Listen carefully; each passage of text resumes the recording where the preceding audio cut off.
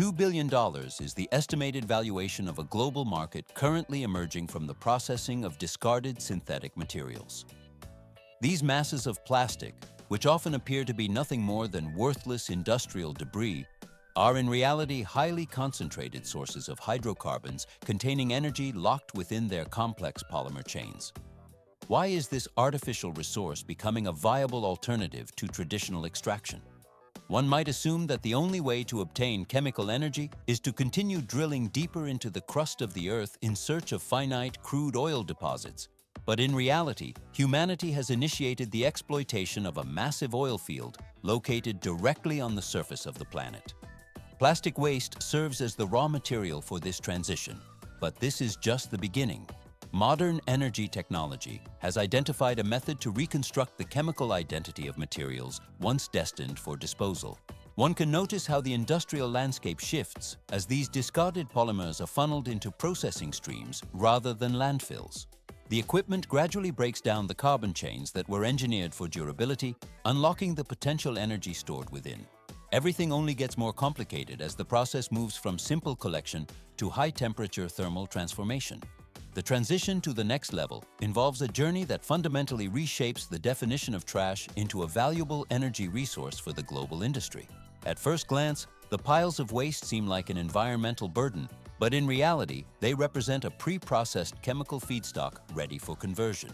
It is visible how the energy sector is adapting its infrastructure to accommodate this unconventional supply of fuel.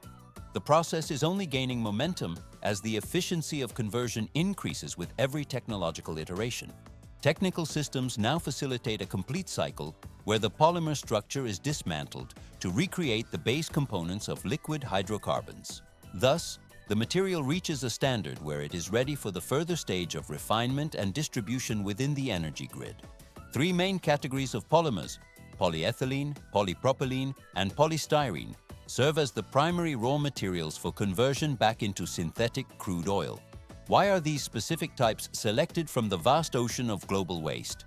It would seem any plastic could be transformed through heat, but in reality, only these varieties possess a chemical architecture dominated by carbon and hydrogen atoms. Their molecular chains almost perfectly mirror the composition of natural petroleum, allowing a pyrolysis reactor to dismantle them into liquid fuels and gases with high efficiency. One can notice how the solid material transitions into a volatile state within the airtight chambers of the reactor, as the polymer bonds are systematically broken by intense thermal energy. The process is only gaining momentum. These specific materials constitute the majority of common household objects, including thin packaging films, grocery bags, rigid food containers, and bottle caps. It only looks obvious that such a solution could solve the environmental crisis. But in reality, this technology currently addresses only a minuscule fraction of the hundreds of millions of tons of plastic discarded annually. The equipment gradually processes the sorted intake, yet the sheer volume of global waste generation continues to outpace the operational speed of existing treatment facilities. But this is just the beginning of the challenges. High capital investment requirements for constructing industrial-scale plants limit the widespread adoption of the technology across different regions. Everything only gets more complicated. Strict limitations on feedstock mean that many complex or contaminated plastics remain unsuitable for thermal decomposition. One can notice how the mechanical sorting systems must isolate the compatible polymers with extreme precision to prevent the degradation of the resulting oil quality. Furthermore, the existence of such technology focuses primarily on managing the symptoms of a much larger systemic issue. The fundamental challenge remains the immense scale of single-use plastic production and the global patterns of consumption that drive it. It gets more complex further on as the industry evaluates the long-term role of these systems. The equipment ceaselessly cycles through the material, yet the question remains whether these conversion methods represent a permanent fixture of waste management or merely a temporary bridge toward a different energy future. The chemical transformation concludes this phase, and the liquid fuel is collected in storage tanks for further refinement into usable energy products. The material is ready to move to the next processing phase without haste. Tens of tons of plastic waste transition from discarded remnants into a concentrated energy source the moment they are separated for their final journey. Why is this system considered more versatile than traditional recycling methods?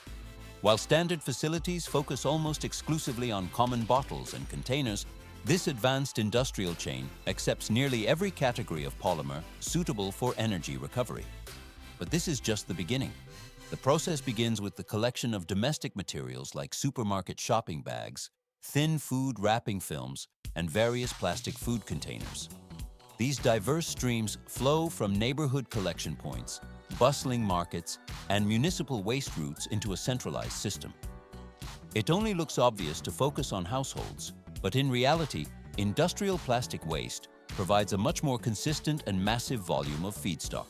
Packaging factories, logistics warehouses, and large-scale molding facilities generate a continuous supply of polyethylene films, polypropylene bags, and production scraps. Transition to the next level. One can notice how specialized trucks equipped with heavy hydraulic compacting systems arrive to collect these high-uniformity streams. The compression mechanism inside the vehicle operates with immense force to reduce the material volume and maximize the load capacity of every single trip.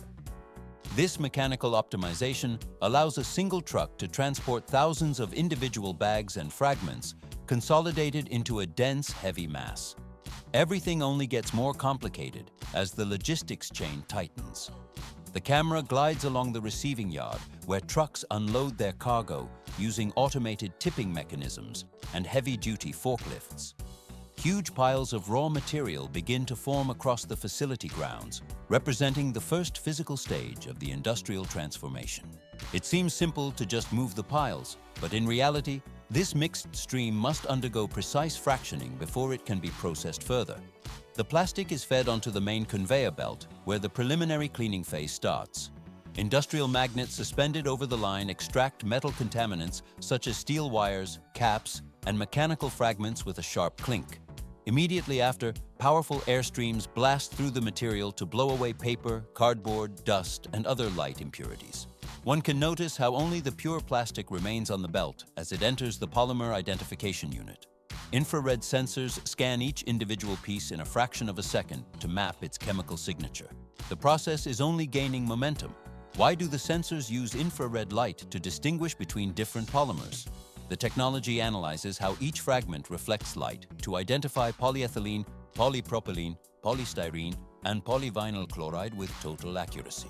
Once the chemical composition is verified, high-speed compressed air nozzles fire with millisecond precision to deflect each piece into its designated sorting channel. The system simultaneously separates flexible films from rigid items like jugs, trays, and caps to ensure future reaction stability. At first glance, these sorted piles are ready for the furnace, but they must first undergo the critical baling stage. The loose and bulky plastic is still too difficult to manage for the precise feeding requirements of a pyrolysis reactor. Steel pistons in a hydraulic press chamber generate thousands of pounds of pressure to force the material into standardized, dense blocks. It is visible how the volume of the plastic shrinks to a mere fraction of its original size without the application of any external heat. A single plastic bale emerges from the press every few dozen seconds, weighing anywhere from several hundred pounds to over 1 short ton. These solid units consolidate thin packaging and rigid containers into a single, manageable format that forklifts can move with speed and safety. Standardizing the feed units allows the plant to bypass the chaos of loose fragments in favor of uniform blocks with a precisely known mass. The material is ready to move to the next processing phase without haste. 880 to 990 pounds of liquid fuel oil are produced from every 2,200 pounds of dry plastic feedstock. From the baling area, the plastic blocks are transported by forklift directly to the feeding port of the pyrolysis reactor. This thick-walled steel reaction chamber is typically built in the form of a long cylindrical tube, fully sealed and wrapped in multiple layers of insulation to maintain stable internal temperatures. Why is an oxygen-free environment created within the system? One can notice how the material is not burned, but broken down purely by heat. Without the total exclusion of air, the plastic would simply combust into ash, rather than undergoing thermal decomposition. The reactor door is equipped with high-temperature gaskets and a safety locking mechanism. When a plastic bale is positioned correctly, the feed door opens for only a very short time. The forklift pushes the block into the chamber, and the door immediately seals shut again. This operation is tightly controlled to prevent any air from entering because even a small amount of oxygen could cause combustion instead of pyrolysis. But this is just the beginning. Inside the reactor, the temperature gradually rises to about 800 to 1000 degrees Fahrenheit. At this level, the long polymer chains that form the structure of plastic can no longer remain intact. They begin to break apart into smaller hydrocarbon molecules, which escape as dense hot vapor. One can notice how there are no flames and no burning. Instead, the material undergoes thermal decomposition, a process similar to distillation, but occurring in a completely sealed environment. Everything only gets more complicated. The feeding rhythm of the plastic bales is calculated based on the reactor's capacity, the volume of the chamber, and the desired conversion rate. Some plants operate with continuous feeding, inserting one bale every few minutes, while others run in large batch cycles. In all cases, the objective is the same: to keep the process stable, controlled, and uniform. It seems like a simple process of heating, but in reality, any deviation in the feeding cycle destroys the stability of the gas output.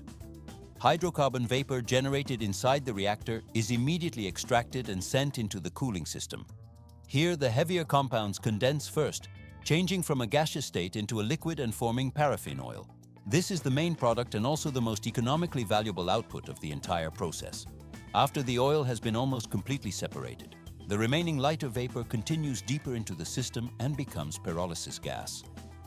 The process is only gaining momentum.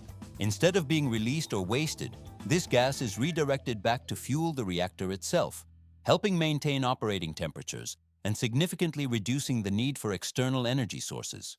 At the same time, the solid material left inside the reactor is transformed into carbon black, a carbon-rich solid that can be used either as a solid fuel or as an industrial raw material for various applications.